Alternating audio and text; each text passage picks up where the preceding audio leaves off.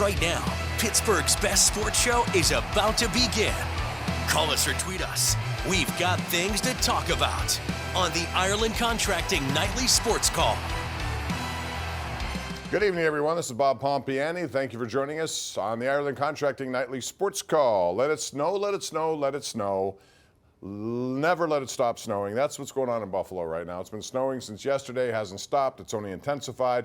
They may have 2.5 to 3 feet on the ground when they play that game tomorrow. It won't be on the field, of course, because they've employed people in Buffalo, I assume, who live close by Orchard Park. They'll go in to the stadium and shovel things off at $20 an hour.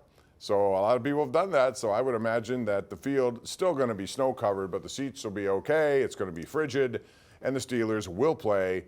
The governor of New York today had a press conference and said, we are not pushing this back anymore. So it sounds like they're definitely going to get it in. Steelers flew up there today, got in about 4.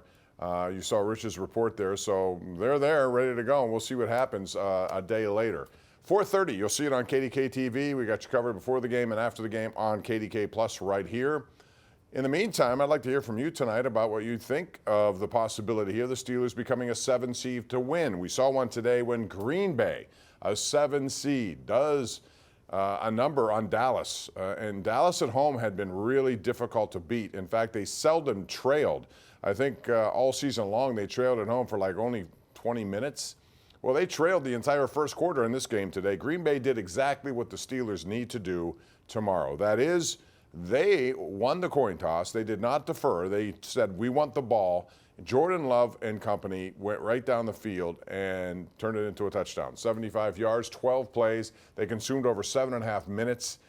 Took a lot of the wind out of the fans down there in Big D. And next thing you know, it was 7-0. Then they get an interception, one of a couple against Dak Prescott today. Jair Alexander did it, and they turned it into a touchdown. They're down 14-0, and a home team that hasn't trailed all season long, difficult to turn it on. They eventually got some points, but not before Green Bay had scored on 5 consecutive possessions. Never did I expect to see Sean Clifford in a quarterback in a postseason game, but we saw that today late as Jordan Love, who had a 157 passer rating, was yanked in that game because it got out of hand. So now Green Bay and San Francisco next week. That's going to be an interesting game for sure.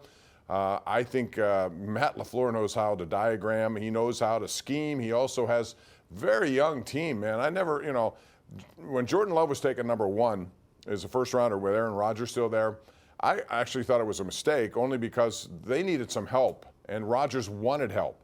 They finished back-to-back 13-3 seasons with Rodgers, but they got knocked out as a number 1 seed, and it seemed like drafting a quarterback was the wrong thing to do for a team that was close to winning it all but didn't.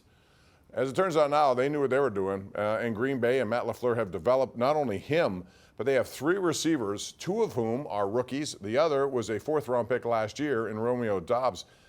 Man, developing quickly and looking like a juggernaut at this point. We saw the Packers in Pittsburgh earlier this year, and they were just starting to get to that rhythm that Jordan Love has shown. So they're going to be a tough matchup against San Francisco. Now, as far as the Steelers are concerned, if they should win tomorrow, they would head to Baltimore. And it is certainly a disadvantage to be playing Monday, have to turn around, most likely play on whether it be Saturday or Sunday, still a short week. Ravens have been rested and ready to go. They've activated Mark Andrews, so he will be somebody who is going to be active, I'm sure, for this game. And he's missed a lot of time. Some thought he'd be out for the rest of the season. To go with Isaiah Likely, another very talented tight end, they're going to be a tough out no matter who goes there. But if the Steelers should lose and Buffalo wins, then Kansas City goes to Buffalo. Houston goes to Baltimore. And what can you say about C.J. Stroud yesterday? Almost identical stat line to what we saw today from Jordan Love. First-year player, and boy, was he good. 3 touchdown passes. Their defense was everything that Joe Flacco couldn't handle. Cleveland goes home losing badly 45-14. So a lot to talk about. We'll also get into the Penguins, who've moved their start time tomorrow with Seattle, a team that's won 9 in a row to 1 p.m. at PPG Paints Arena. So the Penguins got a point last night, but they were really looking for 2. Anytime you play those Metropolitan matchups, you need 2, not 1. They remain where they are, which is out of the playoffs 42 games into the season. So we're into the second half of the year. Penguins' power play has got to stop cranking. It's not doing a very good job. They're right now 26th in the NHL, under 14% as a group. All right, so I want to hear from you. 412-575-2600. Call me. Let me know what you think. We're just getting started until 11 o'clock. right here on the Ireland Contracting Nightly Sports Call. We're live on KDKA+.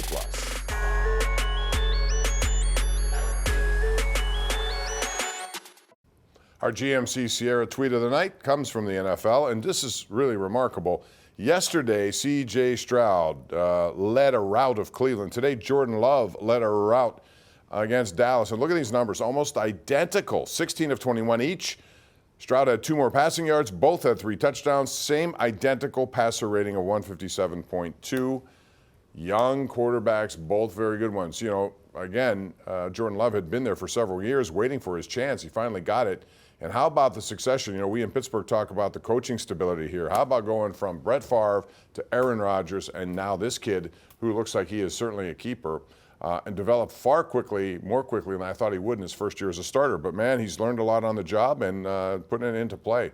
As far as C.J. Stroud, you can say that he's the offensive rookie of the year, man. The guy has been terrific in every way. DeMeco Ryans should be coach of the year. I've said that before. All due respect to Kevin Stefanski, but this team in Houston was starting over. They had just basically, you know, traded away Deshaun Watson. It's ironic he's in Cleveland. Cleveland now owes all these draft picks to Houston. Houston has a rookie quarterback on a first deal far cheaper than the $254 million they gave to Deshaun Watson. So, man, things changed in the NFL rather quickly, and you would look for Houston to really jump on this and become a really legitimate team here, maybe Super Bowl contending team, if not now, certainly in the next several years.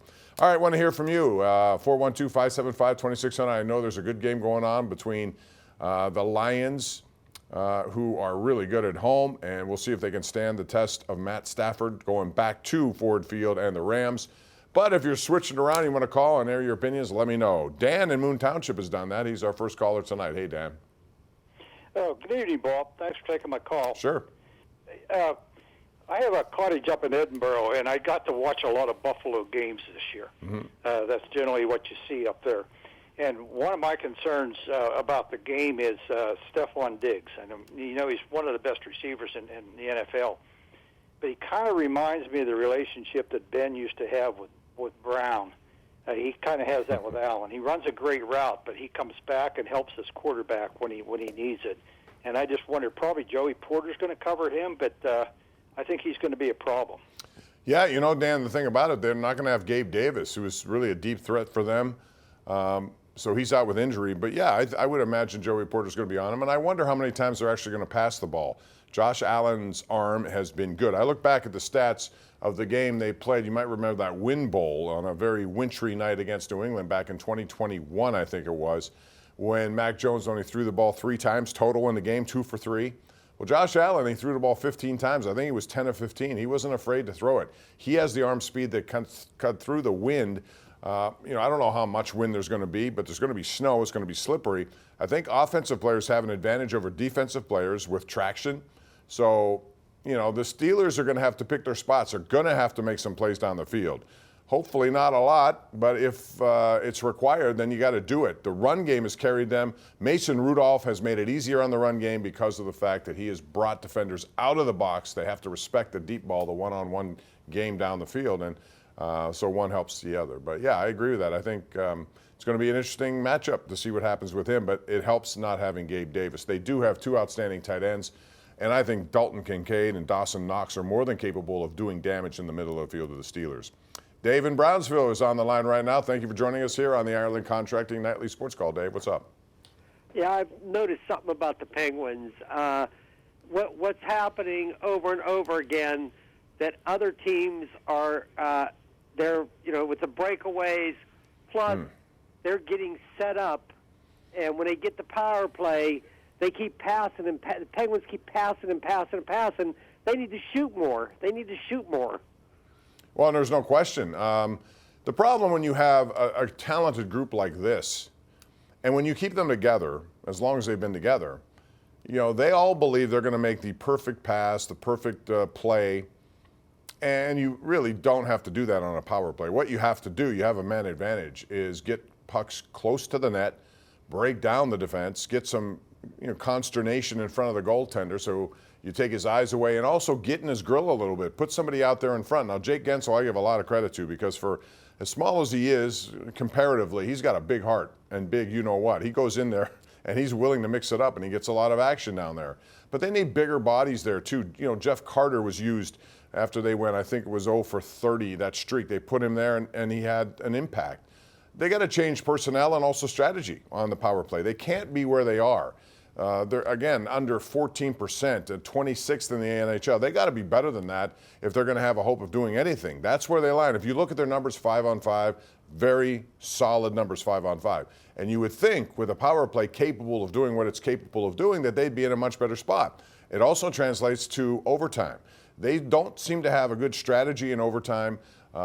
And they make careless plays, which lead to counterattacks, and it's costly. They've only gone 3-6 in overtime so far this season. So bottom line is they're too talented to play that game. And if they stay healthy, they're going to be in the hunt all the way to the end. But we've seen in the past, like last year, a point or two can kill you at the end. They missed the playoffs by a point. These points that they're leaving on the table, these loser points they're getting, are going to be critical in the end if they don't start getting better on the power play. So they got Seattle coming here tomorrow, and Seattle is a very talented team. They have won 9 games in a row, just came off a 7-4 win against Columbus the other night. And it's going to be a tough assignment for the Penguins on short order to come back from Carolina, from Raleigh last night late, and then play tomorrow afternoon. They moved that time to accommodate people who wanted to watch the Steeler game at 4:30. And that game will be on KDKA-TV tomorrow at 4:30. All right, I want to remind you about the #1 Cochran Sports Showdown. It's coming up tonight, 11:35 on KDKA. Chris Muller, along with Ray Fittipaldo and Will Graves, will be on my program. We have a lot to get into there. We'll talk about the Steelers, their chances. And how do you feel about the NFL, how it handled this whole thing? A lot of people like me thought they knew this was coming. They could have made this announcement a little earlier. And I say that only to keep people who are headed from Pittsburgh to Buffalo from going there before they got up there and they got stuck. And they're going to have to be there for a few extra nights. And it's costly for a lot of people. I think they could have made that decision because they've gone down this road a lot in Buffalo. They know what that lake effect snow can do, and they're kind of buried in once again like they've been in the past. So we'll see how it goes with regard to that. We're going to take a break here. More calls on the way. 412-575-2600 is the number. You can also hit me up on Twitter at KDPomp. This is the Ireland Contracting Nightly Sports Call right here live on KDKA+.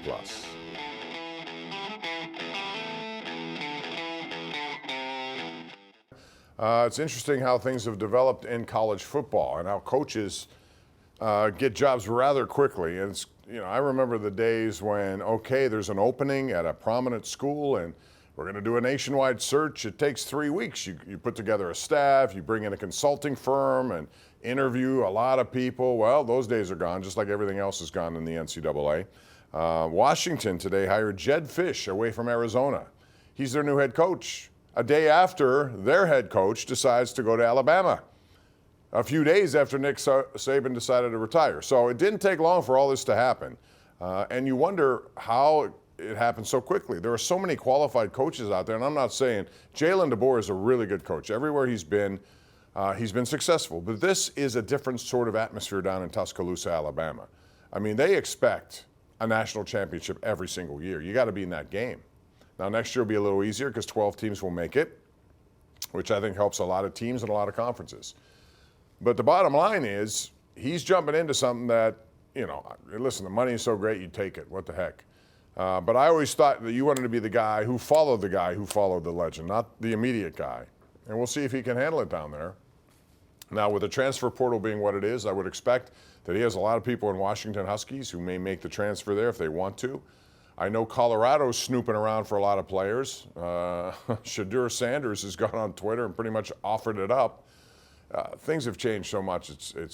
I'm sorry. I know I'm old school, but I just think it's too fast, too much. And these guys are moving around all the time. It just changes so frequently. Anyway, that's the way it is today, so we'll see how that impacts teams like Pitt. I think it's still difficult to bring in as much talent here as other places, just because I think the booster list of people willing to give up a whole bunch of money and NIL money is not as big as it is elsewhere. So very interesting story with that head coaching situation. All right, Penguins, Seattle tomorrow. Man, Jarrett McCann's back in town, and he's been good ever since they picked him up, former Penguin, who's done very well. That's Seattle Kraken team. Ron Francis is their general manager, a really terrific person on top of being a great player that we saw here in Pittsburgh for those Stanley Cup runs. And he's assembled a good team. There's no doubt about it. They've won 9 in a row. So this will be a test for the Penguins. The Penguins have played a lot of Metro games of late. They don't have many coming up. So these are opportunities to get a couple of points, and really, you know, you don't mind giving up loser points in this situation because they don't affect you as you do if you lose to Carolina or Philadelphia or a team in your own conference. So the bottom line here is they have a chance to make up some points on teams I think they have a chance to play well against, and notoriously they do play well against Western Conference teams, although the West is better. We saw that with Vancouver the other night. Man, Jim Rutherford, Rick Tocchet and company have done a great job with that team.